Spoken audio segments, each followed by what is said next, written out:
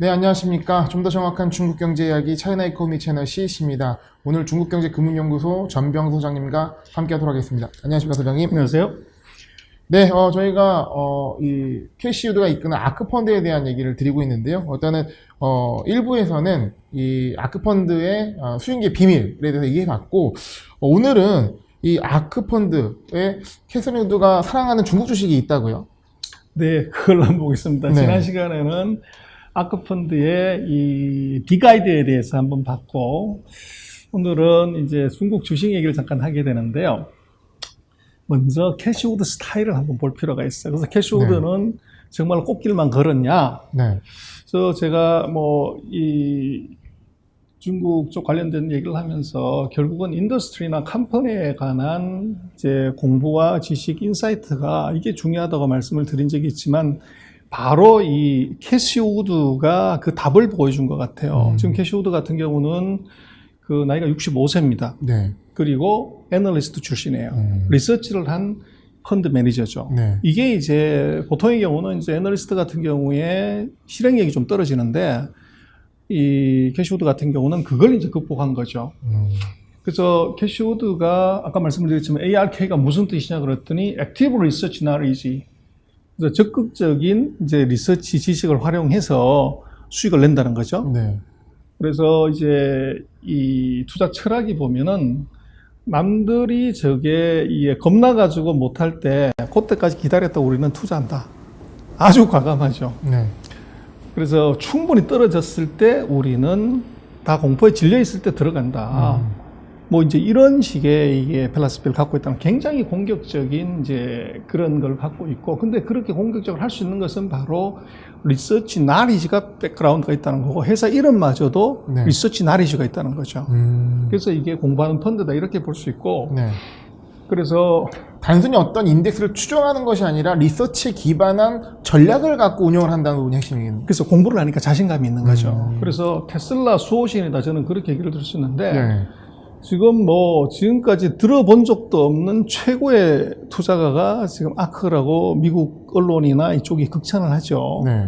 근데 놓고 보면, 2019년 5월 달에 이게 헤지펀드들이 다 테슬라 숏을 치면서 저거 망하는 회사다. 네, 맞습니다. 그랬을 네. 때, 이 캐시우드는 스트롱 바이를 한 거죠. 그리고 그때 많이 샀네요. 적극적으로 이거 된다고 이렇게 얘기를 했고, 네. 그래서 결국은 이제 모두가 한 분기 또 이제 6개월 내다보고서 저거 안 돼 이렇게 얘기를 했지만 캐시우드는 5년을 본다는 이제 이게 다른 점인데, 그 5년을 볼 수 있는 것은 바로 이 포캐스팅 능력이죠. 네.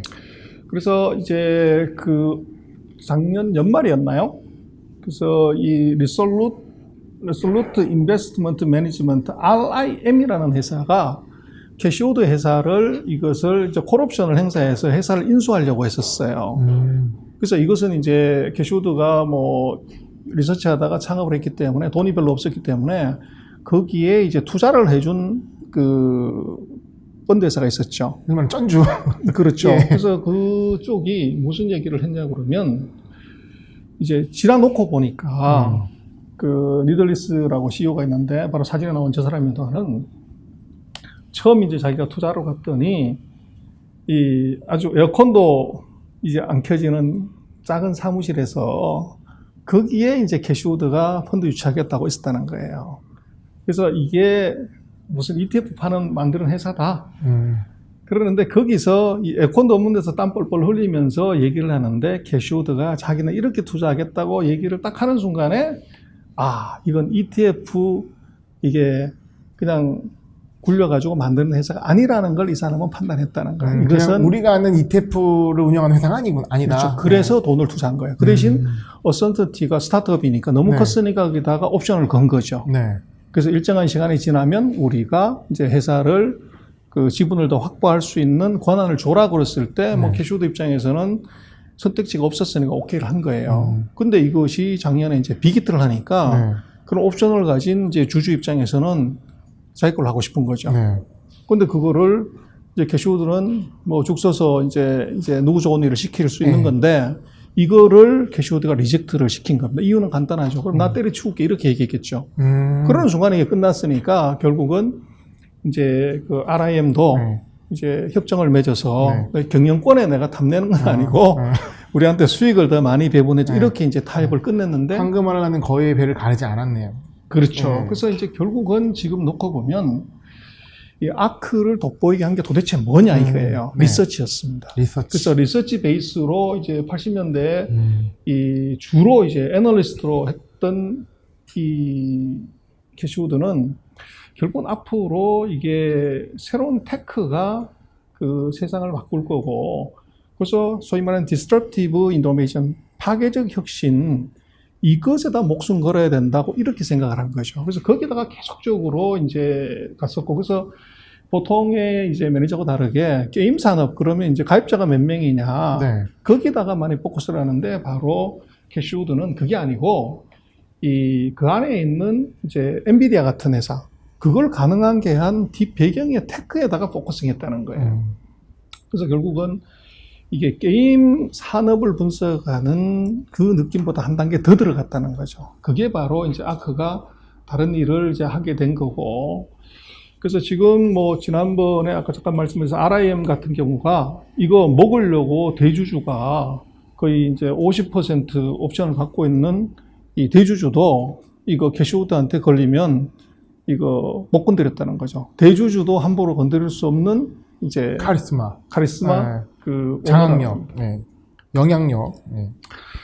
그래서 이제 좀 우리가 그 봐야 되는 것은 그러면 캐시우드는 도대체 뭘 사고 언제 파냐, 네. 요거를 봐야 되는데, 가장 궁금하실 것 같습니다. 그래서 이 바로 캐시우드 스타일이 이겁니다. 첫 번째는 스토리텔링. 스토리텔링. 이게 네. 출발점이에요. 그래서 아까도 말씀을 드렸지만 이것이 어떤 산업의 얘기를 할 때 1900년대부터 시작을 해요.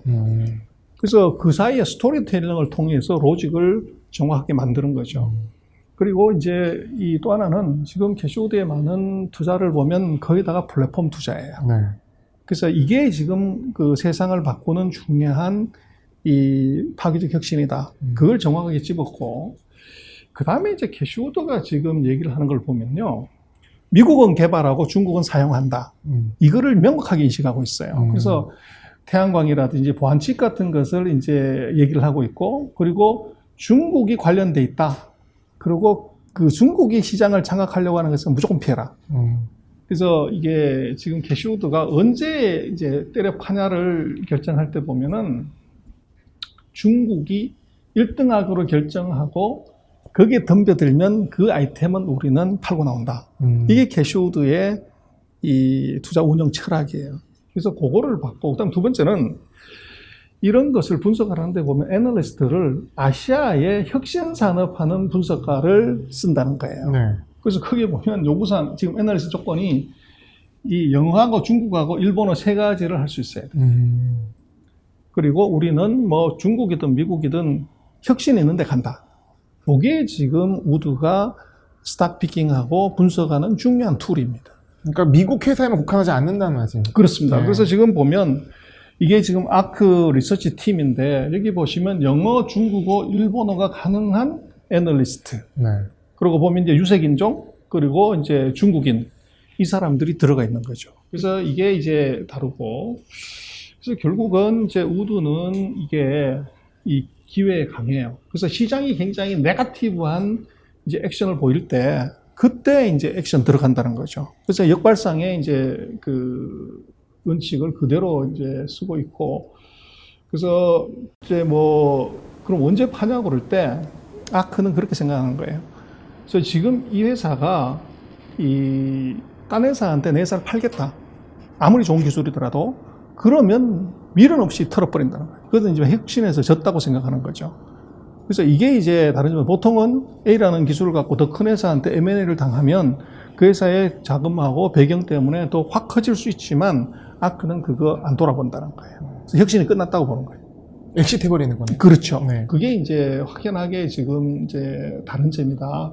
그렇게 볼 수가 있고요. 그래서 이건 지금 돈들이 보면 그 2020년 뭐 말에 이 돈들이 아주 스카이라케팅하게 이게 돈이 몰려들면 노란 색깔 보면요.